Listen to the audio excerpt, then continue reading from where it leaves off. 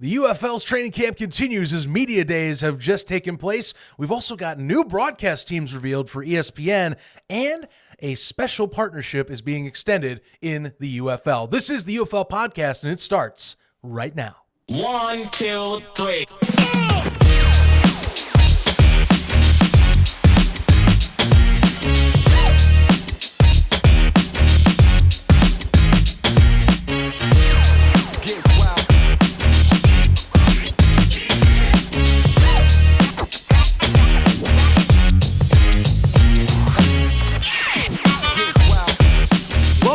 Everybody to the UFL podcast. Zach Heilman in here as always, as well as my good buddy and pal on the opposite side in the ref himself. Before I get to him, we got plenty on deck here today. As we mentioned, man, media days, they are going by storm on social media right now. Tons of pictures and video coming out of that at the moment. We got a partnership that's being extended with the UFL that comes from the XFL side of things that we do want to highlight on, and we can finally talk some broadcast teams on the ESPN side a little bit more so. Hey, how you doing, by the way? Like I said, full loaded show we got to talk about. It's episode 78, crawling up to that 100 mark. It's getting close, man, but so is the football. Yeah, I mean, we're just about 3 weeks away, not only from when the UFL kicks off, but Spring Stock 3, the biggest party of the spring, the biggest tailgate party of the spring. Come and join us. March 30th and March 31st, 2-day event. Clearly, March 30th, we're going to be there at kickoff when we see the USFL champions take on the XFL champions in Arlington, Texas. The party's in the parking lot. Join us outside of Choctaw Stadium. And then one day later, we're putting the swangers on the Tesla, and we're heading to Houston, baby, because we're going to go see the Houston Roughnecks start their journey to 12-0, rough them up all in against the Memphis Showboats with our good friends from the Yacht Club. So I'm sure they don't appreciate this, but here's where I have to give them their credit. This is how generous they are. They're also sponsoring the event. Vintage Varsity is sponsoring the event. Go check them out online. Go check them out on social media. We have a link down below in the description. They have all sorts of licensed gear. You know how we love our licensed gear over here. Go check them out. I think they have jerseys. They have all sorts of grill accessories, t-shirts, hats, captain's hats, everything you could need if you're a USFL fan, a Showboats fan, but they're also sponsoring the event. So make sure you show up because we're going to have some swag. We're going to have some Spring Stock 3 shirts. And here's the deal, folks. If you come to both events, there's 2 different shirts for each event. Oh, look at that. Extra exclusive every year, a little bit bigger, a little bit better. And just like I said, everything's a little bit bigger and better in Texas, baby. So sign us up and sign you up and come and join us. It's going to be a good time. I mean, here's the deal. We have if you want some retro vintage merch, we have all sorts of USFL trading cards. Come and meet us and you can get one to think about the good old days, which, Zach, before we get started, we were talking about this again, no curtains, about last year at the championship game at the media day for the USFL championship. Ray Horton, he said, you never know that you're in the good old days until you're talking about the good old days. And man, oh man, it's not that we're not in the good old days now, but the USFL, I'm just reminiscing. Spring Stock, again, no curtains. I have no curtains. Spring Stock 1. We did most of it on our own. We had a lot of help though from Tom Abraham from local ESPN affiliate down there. Year 2, still set it up on our own. But then the USFL, they took notice of what we did in year 1, and they hooked it up, man. We had helmets, we had swag, we had banners. And so year 3, it's like we're starting over from scratch. A phoenix rising from the ashes. But that's not going to deter us because we're going to have fun because the party's in the parking lot. You're not going to stop us. Come out and join us. Because it might be a new league, but it's not a new event. Spring Stock 3, a trilogy, Zach. A trilogy. The three-peat. The trifecta.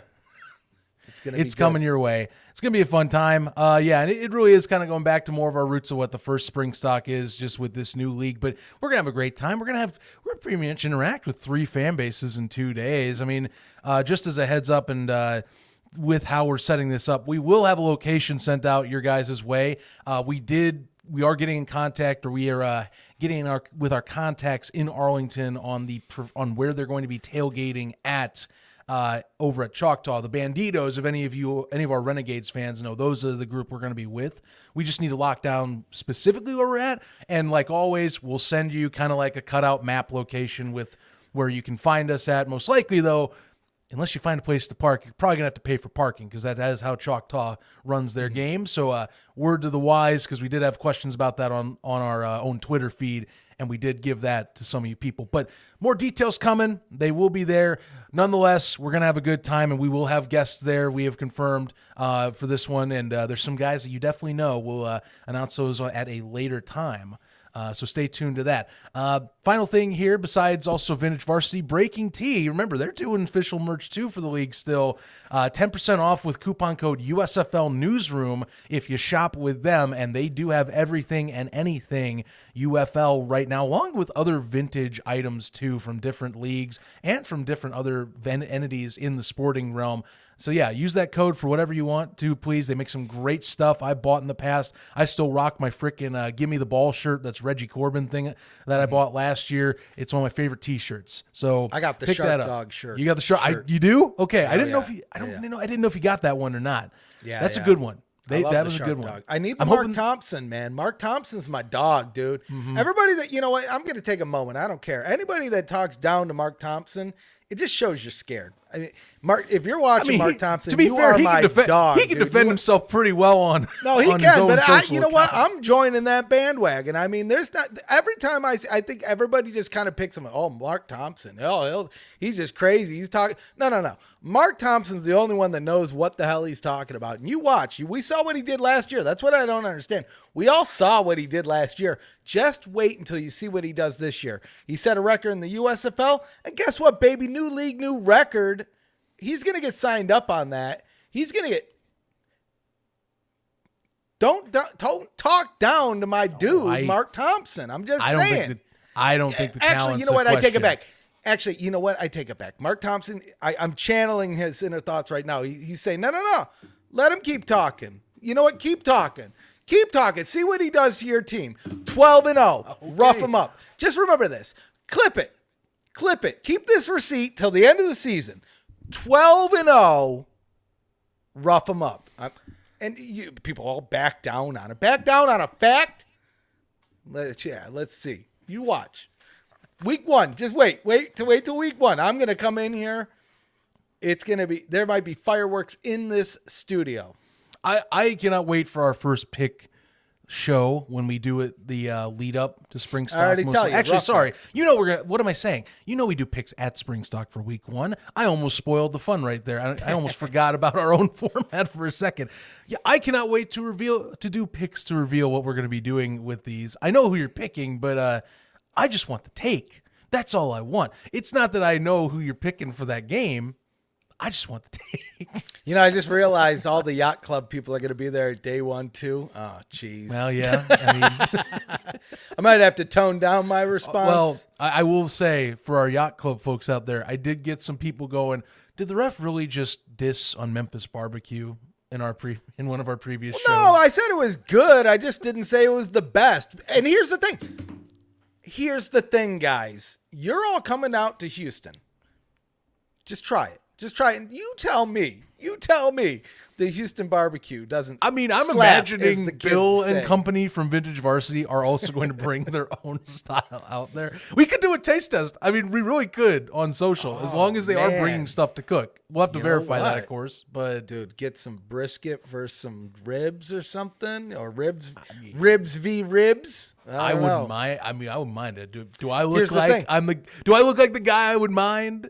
Having a little bit of barbecue. You know what I'm thinking about? Now I'm trying to think. That's the one shame of this. I think if with the old XFL season format, we would have crawfish season. We might have the edge. I'm trying to think of like when crawfish season is out here. It might be the edge of it still. But if that's going on, we'll get some of that. If Anyway, we this- got a whole show going. I know. I'm just saying, like, you damn it, because I could go on more of the Breakers need to come back so we can get the NOLA food scene. That's all I'm leaving on. It's the last thing I got to say. All right. Year 2 comes back. New Orleans comes back. We play in NOLA. I'm going for the food. That's all I got. You got to know. That's all I got to tell you. That's Anyway. honestly, Zach. Actually, no, we're continuing on real Yeah. quick. I'll be honest. That's one of the things I look forward to the most with like spring stock and summer stock is like once we got a location, I'm instantly looking up like, okay, what's their local food? Like Canton, Ohio, Svenson's. I was so excited to eat it. Wasn't very satisfied, but I was excited to eat it. But there's been other instances. I think Cookout was pretty fun. Birmingham in general, I'll tell you. Birmingham man. Hattie B's and what's the one right by the stadium? Why am I The forgetting hot chicken it? place? Yeah, the hot chicken place. Anyway, people are gonna roast me online for that one, but amazing. So anyway, now we can go into the show. So. Yeah, let's dive into this thing, and we'll go right into all the fun and colorful items that comes from Media Day to kick things off.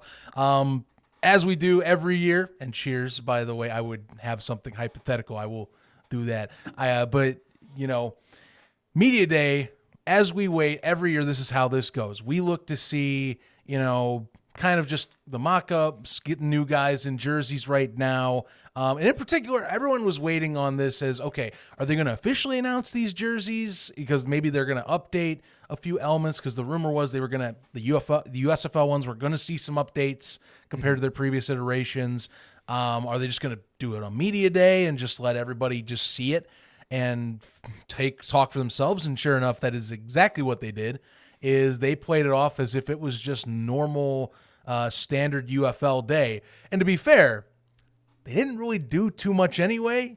So the announcements would have been, and I'll get to that for sure. To me, it's good. And I'm glad you let in with that, because it's not, there's not much to speak of really. I have some pointers on these notes, but they're not really that big, I would say, in the scheme of a uniform. But these unis, the color schemes, they're all, if you looked at them from year over year, all it looks like is they just changed uniform manufacturers with Under Armour. That's all it is. It's like when the NFL moved from Reebok to Nike back in the day. It's just it's almost like a bit of a glow up or slight tweaks. You're getting that stylization again. We've talked in the past how Under Armour, they like the 2 patches on the sides. They don't like doing the middle logo on the collar. They have a few more quirks on it where they'll add like logos here or there or a few different design elements, and that's what they did. That's exactly what happened here. The only change that I even thought was like noticeable, and as well as Jake from Panther Shadow here, is that the Panthers now have maroon pants that they can use for mock-ups. The away mock-ups now use maroon instead of the champagne silver pants. They still have the champagne silver gold pants, but it looks like the away jerseys and unis are using maroon pants, and there's a possibility they might do maroon on maroon. So besides that, like, everyone thought Memphis, I thought, was going to make changes, and they were like basically with Birmingham where it's little to nothing changed. Right. To the point where I actually thought they should, because the missing collar logo looks kind of bad without it being there. Yeah. Speaking of Memphis, you remember back to last year when they put the replica jerseys on sale, you could see the element of something that it seems like they were going to try to do with their jerseys. Remember they had some color accent on the numbers on the front that weren't on the actual jersey? I would have loved to seen something like that come in, because when we look at the Under Armour jerseys with the XFL from last year, there was, and we talked about this past Monday on Around the UFL, which if you're not watching, make sure you are. Please do. But what we talked about that with Under Armour, they always add some extra like stylistic element. Like with the Roughnecks, you kind of have like the oil spots on the numbers, and we have the camo in DC, and there's a few other things like that sparsed out through the league. And so I was actually kind of halfway expecting them to deliver on something like that with the Showboats, but I'm glad that they didn't go overboard. I'm glad they didn't change a lot with all of the rest of the jerseys, right? I know I'm a big, gambler / Roughnecks guy, but truth be told, when it comes to the Stallions jersey, we're not just talking about the legacy of the USFL from the 2 years in the past. Like, there's a lot of people that go out to those Birmingham games that fondly remember the Birmingham Stallions from yesteryear. Right. Of course. And to me, of course like, they do. Keep as many people as you can, and they did. They kept it simple. The changes were minor.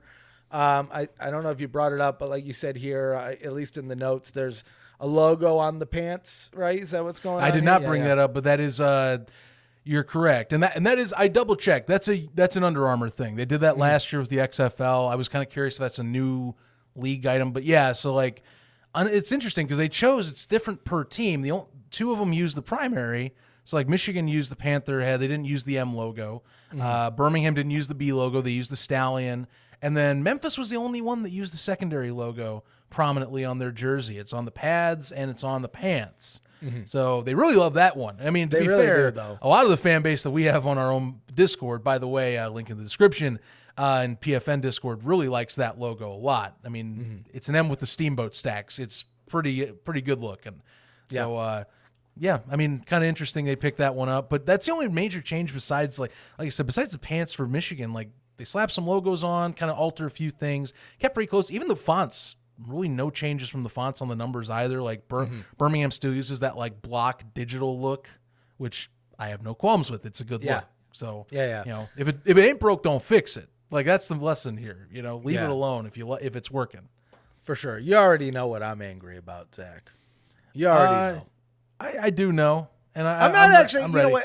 Angry isn't the right word. I'm not angry about it. I really don't care. I have a preference. I think the Rock logo, the Project Rock logo. Yeah, I knew this was coming. On the back of the jersey. I mean, it's too similar to the Brahmas logo. If the Brahmas had a completely different looking, like, identity and all of that, then we're cooking. We're good. I smell what the Rock is cooking. Slap that logo on there, baby. La la la la, all of it. You know what I mean? Sign them up.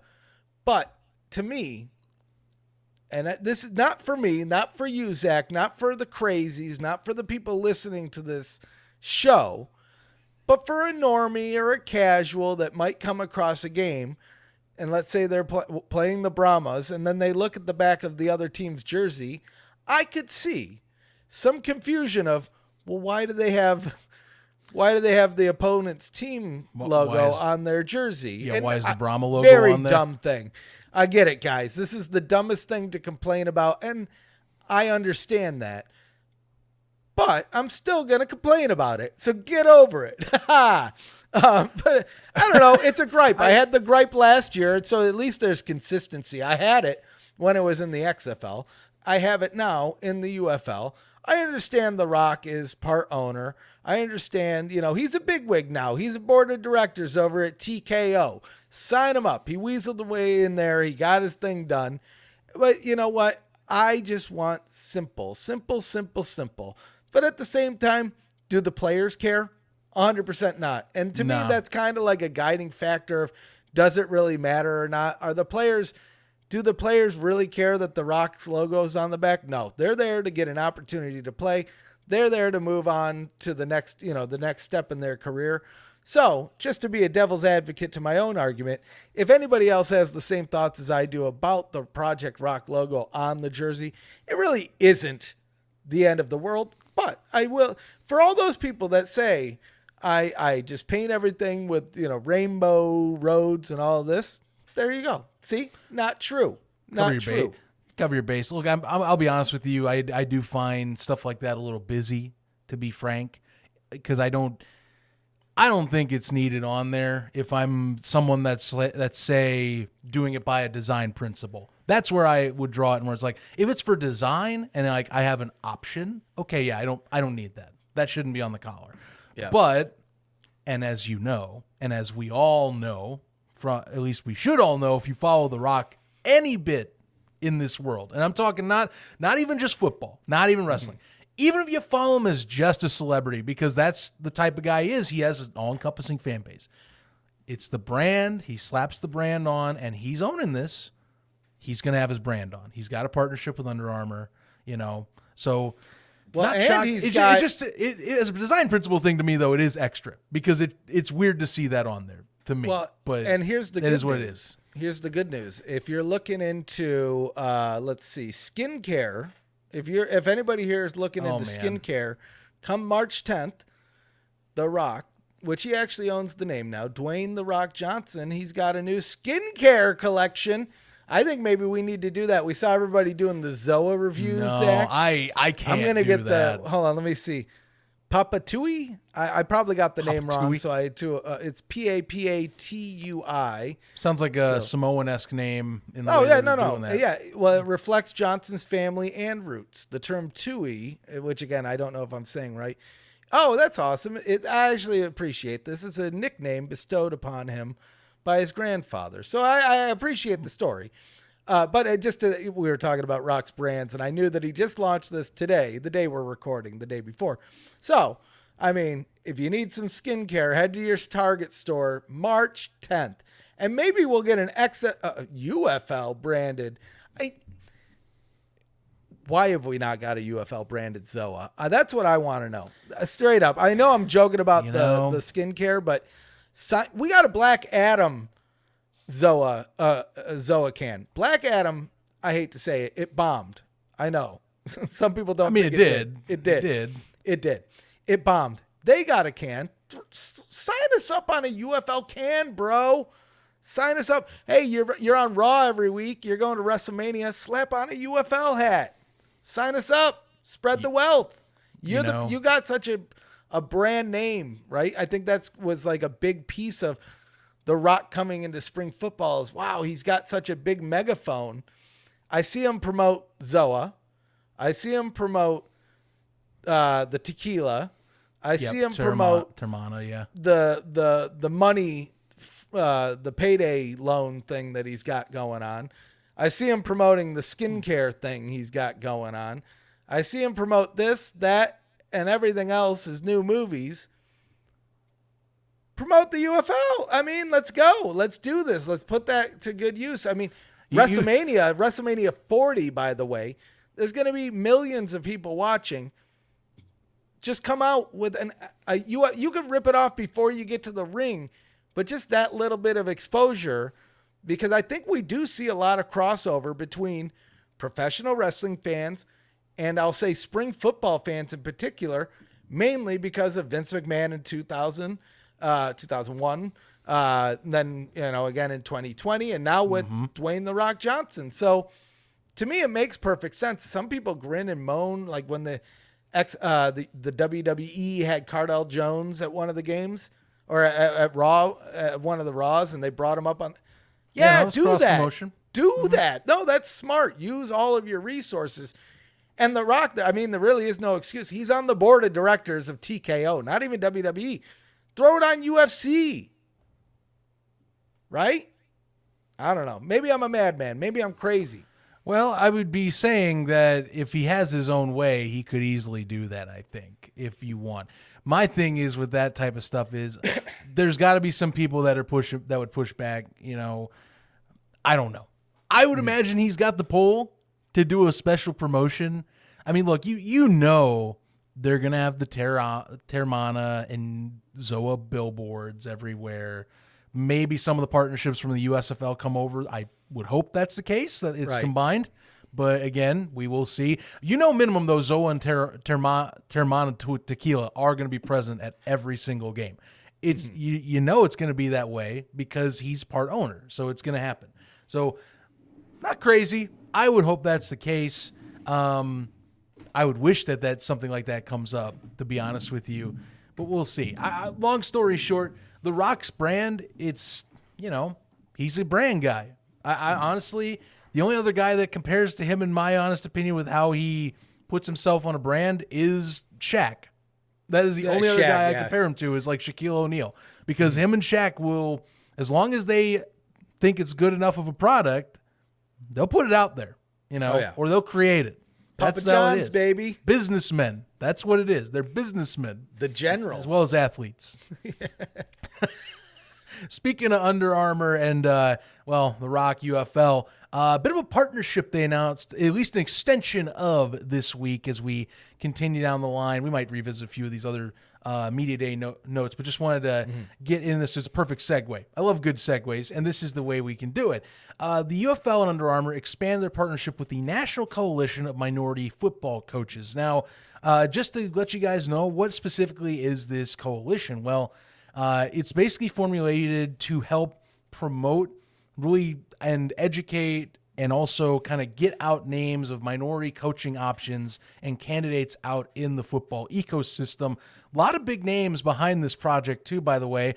Founders Michael Locksley alone, who is the head coach of Maryland, really prominent coach in the Big Ten, has been a growing prominent figure in the Big Ten in recent years and has grown that Maryland program up much better over his tenure. But you also got guys on the board that are Ozzie Newsome, Bill Polian, we got Nick Saban, Mike Tomlin, Doug Williams, former quarterback for the Washington Redskins at the time, now Commanders, and several others. And, again, it's just to help pretty much do, in a way, similar to what the UFL is doing in promotion, in pushing out new names and talented names that maybe are getting overlooked, and especially in a space where, we talk about the Rooney Rule in the NFL. We talk about this type of representation of coaching in the NFL.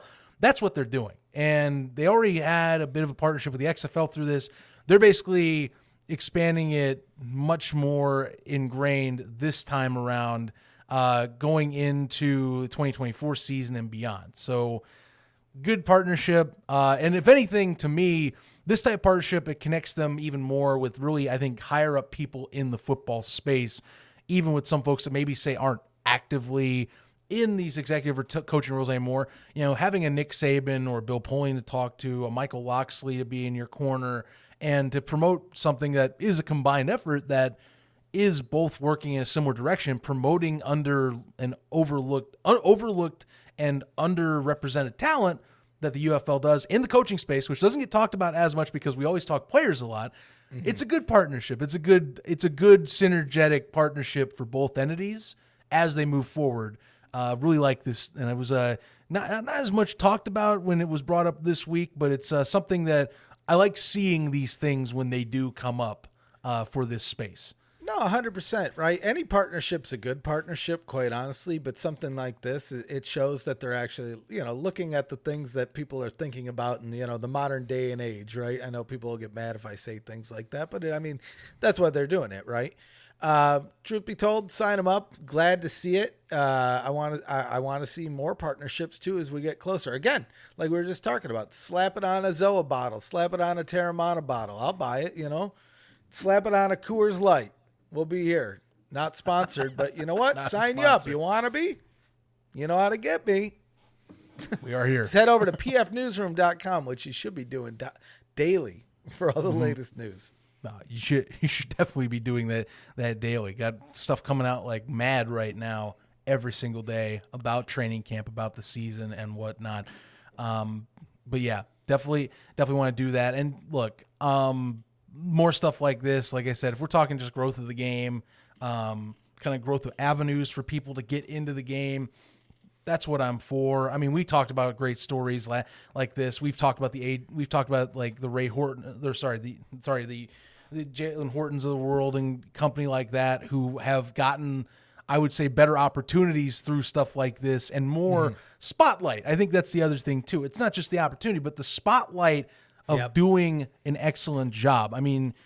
We talk enough about this guy on our platform about how we're surprised he did not get an opportunity in the UFL.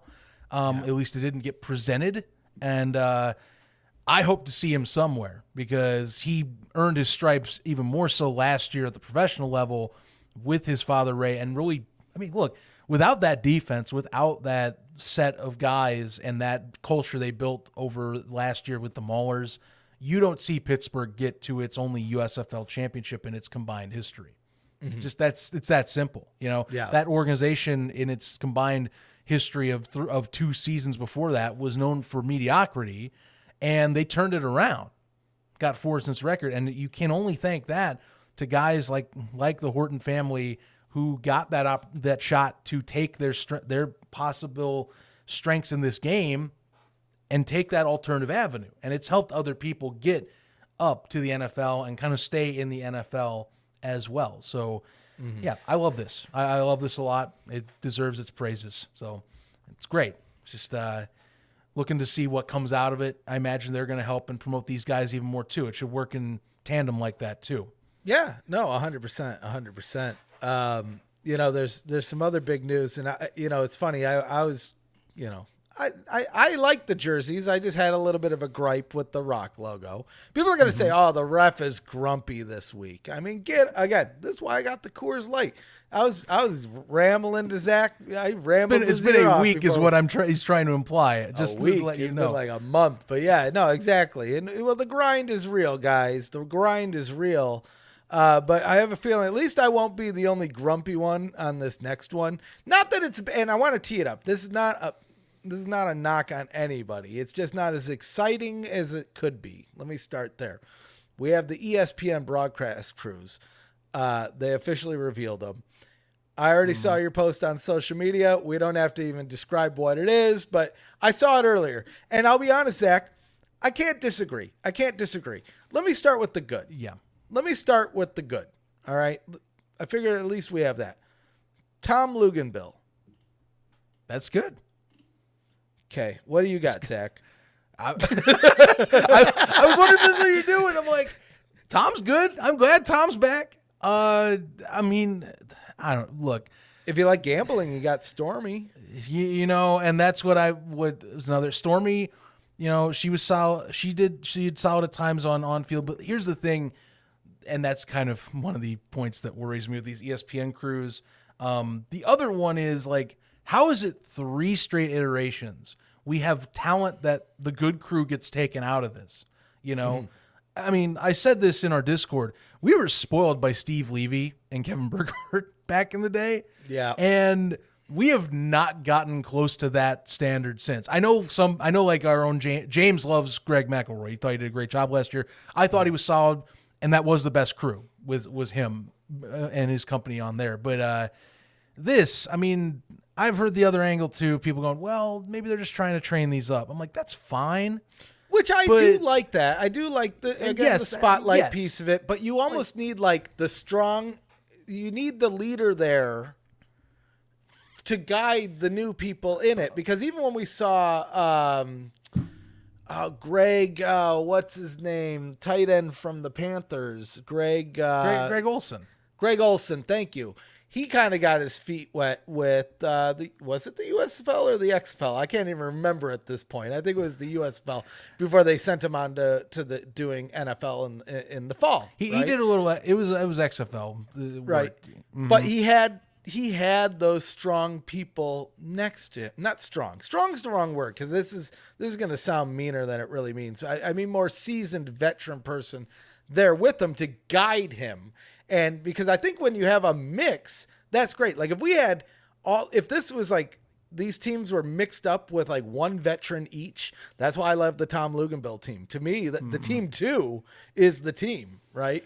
Yeah, I would have to also agree with you that's probably my choice if I had to go with it. Is I'm looking at those and credit. I'm not saying that I look at games and I go, oh, I hope to God this is my crew and I'm going to watch because it's this crew. I mean, yes, good crews make a game better. Just a heads up, but you're still going to watch the game. My point is with this, and I'm going to list off the crews, and then I want you to the audience out here. And comment freely, please. This is a debate to me. Tell me if this is better than say. And this is why I'm going to go Fox because they've been consistent every year. Which of these crews gets better than a freaking Kurt Menefee and a Joel Klatt? They have continually brought back the same people for the most part each time that they've done this. Yeah. So tell me where ESPN's really rocking it with these crews to make this a broadcast where you're like, oh, this seems very important. And, we're bringing in our top talents for this, at least for one broadcast. Tell me which one. So here, we'll go through this. So you have Mike Monaco. He's been with ESPN since 2019, does MLB, NHL, Little League, basketball. He does a lot of stuff around ESPN, but again, up-and-comer guy is how it is. He's been around since 2019. He's sharing in Team 1. Actually, 2 of these 3 teams, by the way, will be sharing play-by-play split across different broadcasts. Fox is not new to this either, but there are multiple that are going to be flipping around. So Mike Monaco is one of the play-by-plays for Team 1. The other one is Drew Carter, who joined ESPN in 2021. His background comes from college football, basketball, lacrosse, softball, and professional lacrosse league as well. He's done a little bit of play-by-play for the Boston Celtics for NBC Sports Boston. Analyst position, Sam Macho. I don't need to introduce him. You guys met him last year. Personally, didn't like him at the beginning of the year. He actually ended the year pretty well. So as long as he starts the end of the season like he was, the beginning of the season like he was last year with the XFL, ending it, he's one of the better analysts in this group. Going to be honest with you. Stormy Buonantony, Imagine Gambling, I'm going to imagine is going to be coming up. ESPN did this last year, and for those that maybe are wondering, are you sure they're going to do that? Remember, they just made ESPN Bet last year. Like, Penn Entertainment just bought rights, a massive rights deal to make ESPN Bet. You know damn well they're going to be promoting the living hell out of it with these games. If you got annoyed with it last year like I did, get ready. They are going to double down with ESPN Bet with these type of analysts. So, double down. I'm saying, just get ready for it. It is going to happen. So Stormy is probably going to be the bet analyst in the games, if I had to take a guess. And then you have field analysts as well. Cole Kubelik, former offensive lineman for Auburn, joined ESPN. He's been there for probably actually one of the longest tenured out of the crews since 2011. He'll probably be more of like the, like I said, he'll be field reporting more the, I would imagine, field and NFL or football tactics type of guy you're going to talk to when they go and hit the sidelines. Team 2, Lowell Galindo. He's another one of the longer guys on here since 2007, mainly on the Longhorns Network, which that's actually getting discontinued, by the way, with the SEC merger with Texas. But he's done a lot of play-by-play and done a lot of football coverage. He was also on ESPN's crews last year, so another familiar face. With Team 2, Tom Luganbill, and I'm glad he's back. He was by far to many, besides maybe Greg McElroy, the best color commentator last year on the XFL crews. So glad to see him back. Also, his connection back to the original XFL, is very well praised. So he knows what he's talking about with these alt leagues. It's a good pickup. Otherwise, your reporters, Kayla Burton, she's been around. She's actually pretty new to ESPN, so another kind of up-and-comer they're using here. Otherwise, 10-year vet Harry Douglas, former wide receiver for the Atlanta Falcons, mostly as his main claim to fame, who's also been doing several different ESPN productions since 2019. He's the other field analyst in Team 2. Finally, Team 3. Roy Philpott, been with ESPN since 2013. Play-by-play voices for college football, basketball, and baseball in various capacities. He's sharing that duty. This is the second team with 2 play-by-plays, sharing it with Jorge Sedano, who's also been with ESPN since 2013, was originally with ESPN Los Angeles 710 several years ago, and has also hosted shows. He's done play-by-play for college football and has also called NFL and NBA games for ESPN Radio. So more, to me, not as much work up. I would say he's used as more up and coming, if I would say getting more into that space, less in the radio and production space in this case, which is why I think you see that interchange in the play-by-play. Otherwise, Kurt Morrison has been with ESPN since 2017, 8-year NFL vet who's worked with them in various capacities with them in ESPN LA, has done the show with the Blitz on Sirius XM for NFL radio. Again, someone who's also trying, I think, get more into the space based on his background. Ian Fitzsimmons has been since 2009 with them, and a silent analyst reporter for ESPN Radio. That's a name I've heard around. He's been in ESPN for some time, and I remember that name for the most part. Finally, Eric McLean has been with ACC Network, aka ESPN ACC, since 2019. Studio analyst for ACC Huddle and ACC's Your Football Show. Another up-and-coming guy trying to get in the space. You can see what's going on here. And I get it, okay? I get it. You got a lot of talent. They're looking for work. These guys, they're hungry in the spot. That's television. That's the business. But where's the A-team here? That's my gripe. Fox consistently is bringing one A-team every single time. Why can't ESPN deliver an A-team again? Sure, Steve Levy's got NHL. That's his main deal anymore. I'm not going to tell you that they're going to get Steve Levy back. I think it's beyond him at this point. He's got a big deal. NHL, they're pushing a lot on ESPN these days. But, you can't find someone else? Yeah. Maybe I'm wrong. Maybe, call me out if you please, but I just, come on. It's just the exciting factor, right? Again, this is not a knock on anybody here. Are they going to be good? Yeah, I think so. Are we going to have a good presentation when we watch these games? Absolutely. But I just like the little bit of excitement there, a little bit of something like, oh, okay, cool. They're really, I don't know what the right word is for it, but effort isn't the right word. But they're really trying to showcase this. Like Jack Collinsworth was really good last year to me, and that's credit. We can't get NBC back, and he's actually not with NBC anymore, from what I could, or he's not getting that call for Notre Dame anymore. So I don't know what his deal is, but like, I don't know, man. I'm just saying, like, ESPN, you had a chance to read up compared to last year, or maybe keep on similar talent. At least keep the status quo. Hey, maybe these guys impress. You never know. But I don't know. I'll take the slander online. I just don't. I'm not impressed by these crews. That's not really. It's a very meh thing for me with what's being brought to the table for this. Well, people call me biased, but I've always preferred the Fox broadcast. But it's similar to with the NFL. And I mean, is it really any surprise that Fox, at least my opinion, has the best broadcast? They kind of revitalized sports on TV in the early 90s, maybe late 80s, somewhere in that time frame, right? Right when they got that NFL deal, they introduced all sorts of things that weren't around in an NFL broadcast prior, right? But I do love the idea of, again, they treat the UFL, again, like the USFL, like the professional league that they are saying that they are, right? You have Kurt Menefee, who's out there, again, for NFL. He's out there for the UFL. You have that consistency across brands that I think brings things together in a nice package. Again, I do love the idea of these guys getting an opportunity to showcase their skills, because among these, I think there's going to be a name that pops up at the end of the year. We're going to be like, that guy proved his spot. That guy earned it. Kind of to your point last year with Sam Acho, where maybe not so great at the beginning of the year, but by the end of the year, he kind of found his stride. So if he can kick off this season the same way that he ended it, like you were mentioning, then hey, you know what? I do appreciate that. So again, similar to the Project Rock logo on the back, do I love it? No, by any means, not really.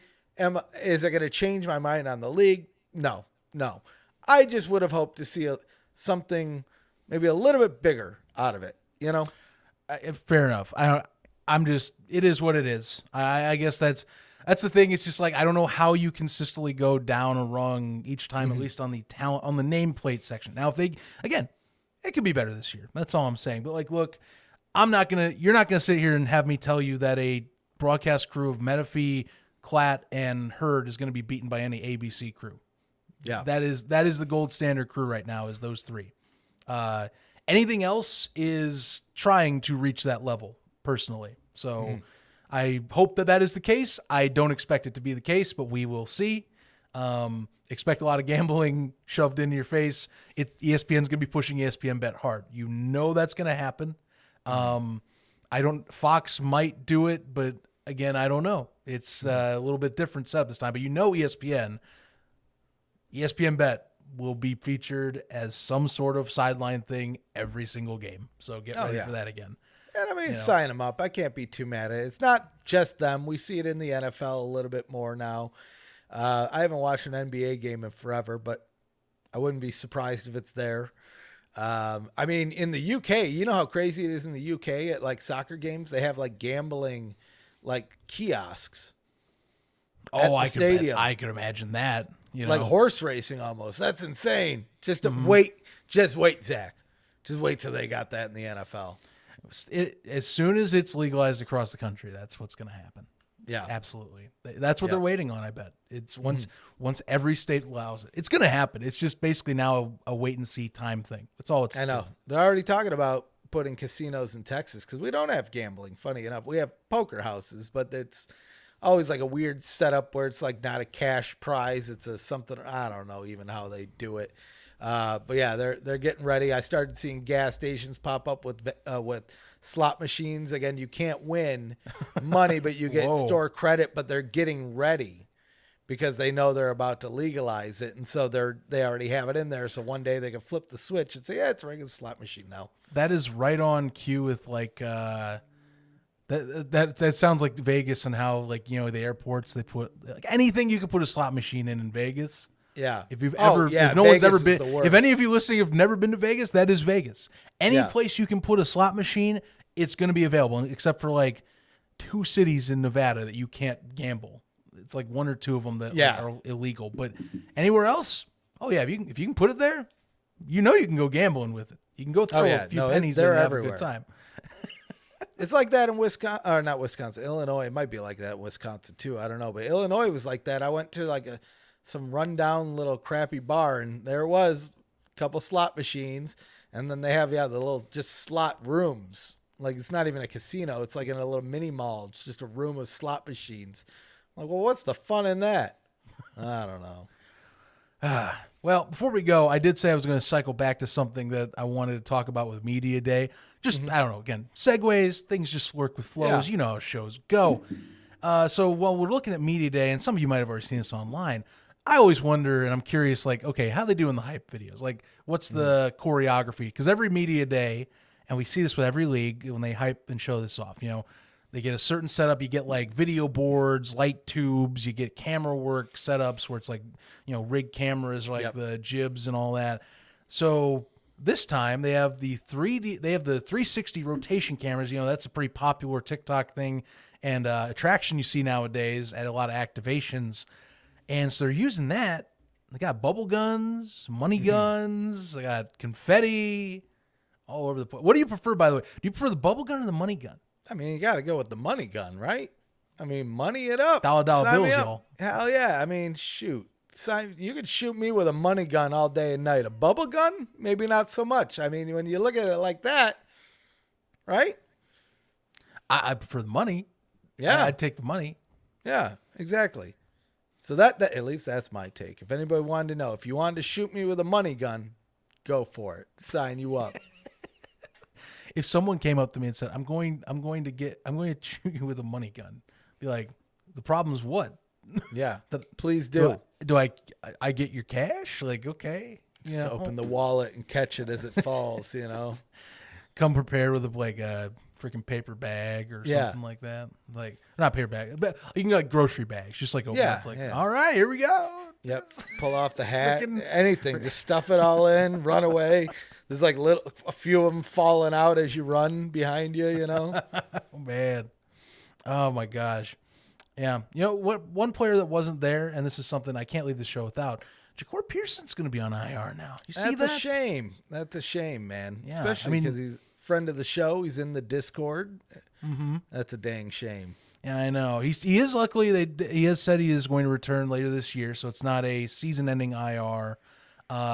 Just sucks that you don't get to start the year with one of the most exciting players in all of the spring football scene right now, and he's got to sit out. Now, credit, if we're talking like team-wise, St. Louis, not going to be hurt too bad. I mean, you still got Blake Jackson on there, Akeem Butler's on that squad. They got options, but I mean, Pearson.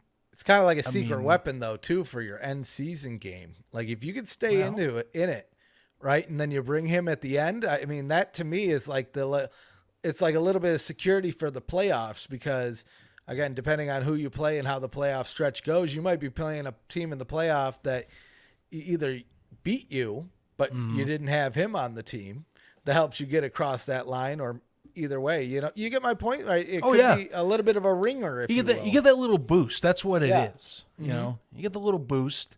I'm with you on there, and that's just you just gotta survive. Like this is an NFL staple every year. Is you'll see guys that they'll come in at the end of the season. You just want to hope that they're rallying right at that right time.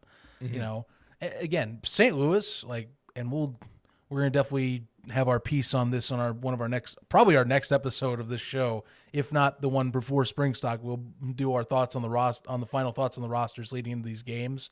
Especially with cutdowns coming up. By the way, first cutdowns coming up this weekend. We'll talk about that on Around the UFL. So another reason to tune in is we'll talk about who didn't make it, who did for that first cut set. But that's going to be one, like I said, that doesn't hurt them as bad. But it's to me one of the at least top 3 options that's not going to be playing. Like in a grand scheme, like entertainment league wise, that's what to me hurts. Even is the worst, because it's like the best of the best of the best. You're highlighting good players. He's not in. It sucks. That's what sucks. Yeah, that's the part that really sucks.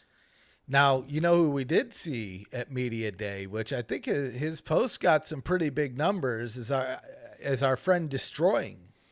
Yeah. Or, as you like to call him, I'll let you. I don't know what.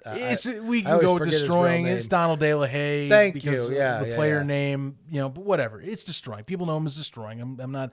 I'm just mentioning he's a player right now. I go by the Donald De La Haye mark because that's what they're going to call him on broadcast. So that's what it is. Yeah, saw him too. I also saw Matt Amendola, who I didn't realize has some freaking guns. You see that? Oh yeah. Dude's got like freaking like 50 mil cannons on Sign there. him up. Sign him up. Yeah. Why is he kicking? Dude should be just running, smashing people into the ground. He's going to be joining UFC soon. Kickbox, yes. Ooh, yeah, kickboxing. There you go. Conversion. Matt Amendola is going to be one of your next guys. He'll be like, be up there with like likes of like even better, maybe better than McGregor. Maybe that's what we're looking at. I don't know what his deal is. He'll have his own whiskey. He's got the guns for it, man. Yeah. Sign him up. Yeah. Hey, you got to defend yourself in multiple ways besides playing for your position, Yeah. Or sharing a locker room with a kicker. Wink, wink, nudge, nudge. Yep. Man, I can't believe we're only 3 weeks away from all this madness. How crazy that's is what's that? wild. It feels different this year. I don't know why. It's like I know it's coming. And credit, it could just be a personal thing with you and I. Like, we do no curtains. We're busy as hell. This is different than last year for us. Different life for us right now. But like, it is 3 weeks away. It's kind of strange. I wonder what all the listeners, let us know down in the comments. What are your thoughts? Does it feel like it's 3 weeks away? Does it feel like it's amping up? It feels like it's amping up. I mean, we're still getting like advertisement pushes. We're seeing it in different Fox broadcasts and things like that. But yeah, I don't know. It's, the XFL 2020. I mean, I don't know if anything could touch that. That was like a magical moment. And then with the USFL, we've already gone in detail. It was a great working relationship with the people that work there. Are great. A lot of them are still here with the UFL, which is amazing too. Yeah.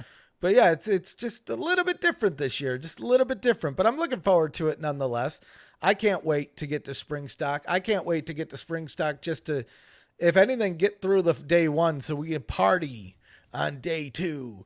Tailgate only, Zach and I, and we're going to get the Texas barbecue. We're going to get some Whataburger. There's a Whataburger right at the end of my road. And when I say by the end of my road, I mean 5 miles away, but it's at the end of my road nonetheless. I got a patty melt with my name on it, man. That is my go-to. Patty melt with green chilies on it.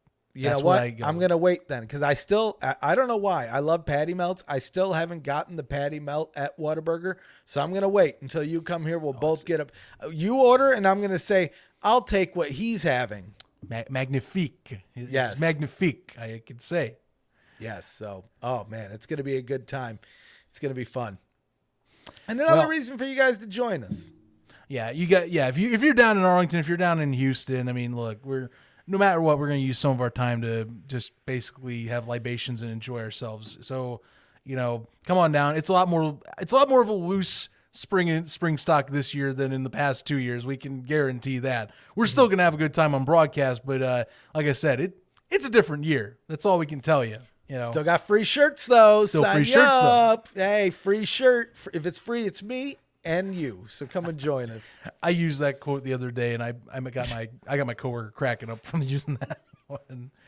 I use your quotes more often in my regular life more often. You're rubbing That's off what I on me, like man. to hear. They used to call me the king of catchphrases in the good old days. I didn't know it was the good old days then. No.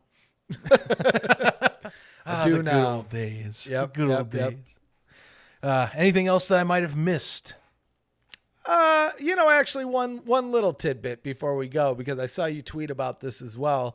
My coach, the league's coach, CJ Johnson. Okay. Maybe going with the dual quarterback. And, I get it. You're not going to like it, but, you wouldn't have liked it anyway when you lose against my team once, maybe twice if you do get to the playoffs. I mean, you did last year. All right. So what's stopping you this year? You know, you actually caught me because our own Jared Schuster would have been mad if I didn't talk about this, and I told him in messages I've had with him on the side that I would start this combo, because if it didn't start here, we're going to do it on Around the UFL.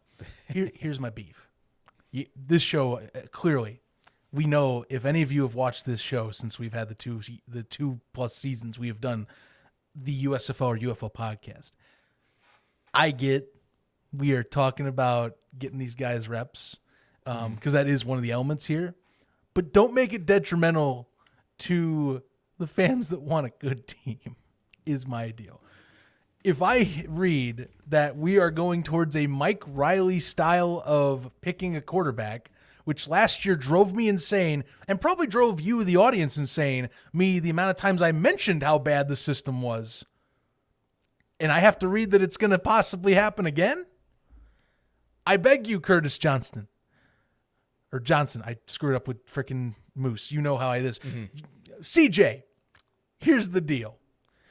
Pick a QB after week 1. If you got to do multiple, figure it out after week 1. I don't care for multiple QB systems, with the exception that the second quarterback is for gadget plays. If you make it split, it ain't going to work. Sorry, if you make it split, there is no fit. There's my catchphrase for this whole thing. It doesn't work. I don't like that. Pick a QB after week 1 if you do it. Move the hell on and figure it out during the season. Because if you're going to do the split QB system, Houston fans, that defense might be good, but if you don't have cohesion on the offensive side and they stop the run game, a.k.a. they just zero in on stacking the box, what is the solution then? Because you're going to have disorganization everywhere between your pass throwers and pass catchers. To me, the whole season. I see you giving the side eye. I'm telling you, that's what I'm seeing.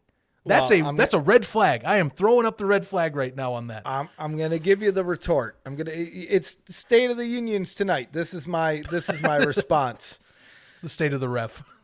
Yeah, state of the refs. Thank you. Here's why it makes sense, Zach.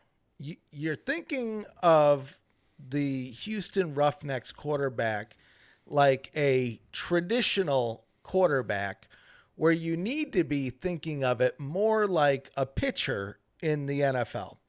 And what I mean by that is the pitchers in the NFL, you can't use a lot of them. You can't have them the full 9 innings. Their arms are going to get tired from throwing so many bangers, 90-mile-an-hour fastballs. We're talking MLB, correct? We're talking MLB, but Okay. I'm equating that to what's going to happen here with the Houston Roughnecks is, let's say Nolan Henderson comes out. First, he's going to jig you. He's going to jag you. He's going to cut down the middle. That's going to wear his legs out a little bit. And then next, he's going to fire a ball faster than you've ever seen out of his hand. It might even burn the pigskin off. I don't know. We'll have to see.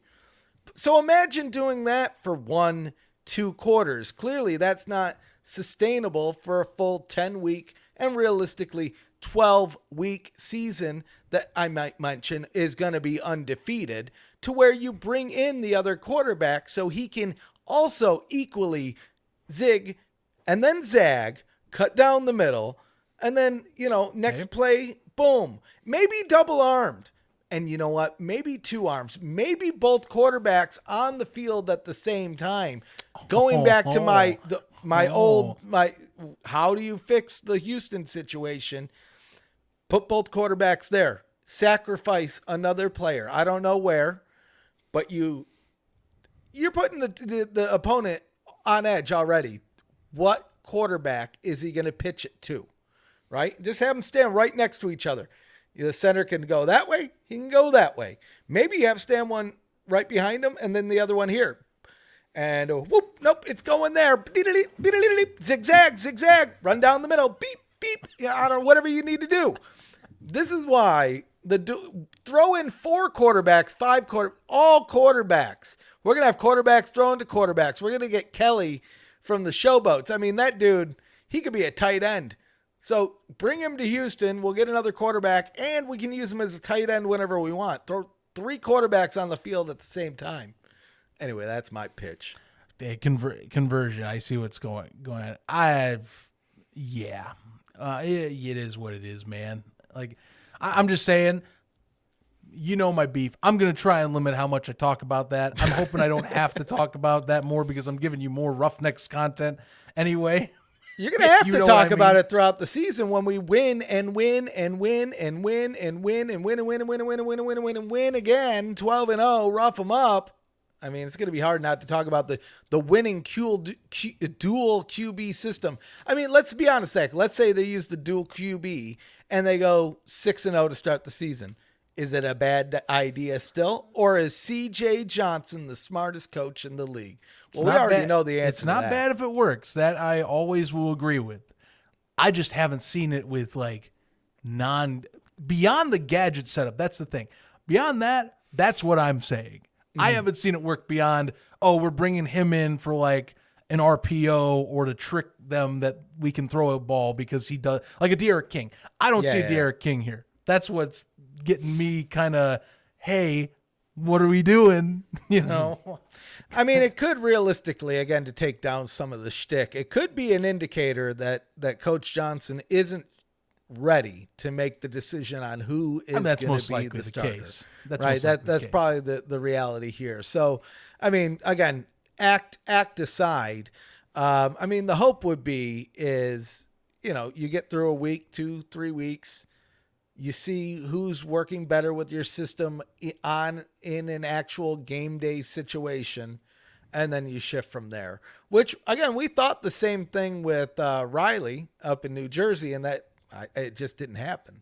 In times that it seemed like it should have, which we won't get into because the past is the past, and there's nothing you can do to change about that now. But all eyes on Houston as usually. Quarterback situation's heating up, but either way you look at it, gives you something to look forward to as we head towards March 30th, March 31st for that opening weekend. And hopefully weather's, good, because I'll say this was the nice thing about them pushing the date out. I talked about earlier the not so great thing, but the nice thing about it is you do still get cold weather in Texas in these February months. Well, in those February months, we're in March now, but I think last weekend, again, for me, it was chilly. It was in like the 50s, 60s, and for Texans, it's not crazy for them to think it's chilly either. Right. Oh yeah. But sure, could it get a little chilly in March and April? Yeah, but it usually doesn't. I would assume by the time you get out here, Zach, it's going to be like in the 70s. Arlington could be a little bit windier. It does get a little bit cooler up there, but even then, I think by the time we're at like April, we should be in that 70s, maybe even 80s. It was 88, I think, the other day here. So, okay, well, Zach, it's you're in Arizona now, so. True. I also, watching a Fox weather is how I can put it. I see what goes on in the country every now and then. But, yeah, man. I mean, I don't know. I'm just looking forward to get out there, be frank with you. I mean, check out a game. Check out some more fan bases. Like, I'll tell you, 2020, like, I'm so glad I met so many people in that St. Louis meetup that there are a few people I still talk on a regular basis with every day. And, even ones that we're partnered up with or, we're friends with and work, in this space with. So, it's pretty cool. So like getting to meet some more folks in Arlington. I've never been to Dallas area before or the Arlington, Texas area before. Never been to Houston. So looking forward to going there, check those boxes off for cities to visit. And, it's football Mecca. That's the thing. Like Texas is the football Mecca of this country. That's my type of place. The only other place that even qualifies for Mecca to me is how I've always viewed Canton, because it's the origination of pro football in the U.S. in terms of the NFL and what we see as the standard today. So, I'm happy being in both places. Rice is a historical stadium. I can't wait to go there. It's another place I get to check off if I want. I got things I want to do football-wise post-retirement, and one of them wouldn't be bad to go to as many games, college or pro, as possible as I travel across the country. Doesn't hurt to check a few of those off before I even get there. You know what I mean? No, 100%, right? At the end of the day, we're all fans too, right? I think a lot of people don't want to acknowledge that sometimes, but we all are fans. It's more right? We love football. That's why we do this, If I didn't like football, I wouldn't do a podcast about it. Let me say that much. I mean, what would be the point? Especially for spring football. If I didn't like spring football, Well, yeah. what would be the point? Like if I got into this only because I like Vince McMahon and wrestling and I hated spring football and only complained about it online, I mean, that would just be silly. But I'm not that. So anyway, 3 weeks until 3 kickoff. weeks. I'm looking forward to it. Like we talked about, spring stock barbecue, all the good old things, Zach. It's going to be a blast. I can't wait. I'm looking forward to meeting up with you, and we're going to have a good old time. More details ahead, people. Stay tuned to that. Follow us along, by the way, at UFL Podcast for those updates on your favorite social platform. Check us out also around the UFL. Remember, Mondays, 6 p.m. Eastern time every week with any of our panel of UFL personalities on there that we'll be discussing this week, especially training camp cutdowns. You don't want to miss this week's episode. We got a lot to analyze with those coming up this weekend for that. 6 o'clock Eastern, 3 p.m. Pacific, live on YouTube. Also, again, Breaking Tea, Vintage Varsity. Check out those sites. Both are great partners for us, and we can't thank them enough for the support they've given our show and shows as we've grown with PFN. And check out PFN at pfnewsroom.com. I'm Zach Kyleman. He's the ref. We'll catch you on the next one here. Season's 3 weeks away. Plenty more is ahead. Stay tuned.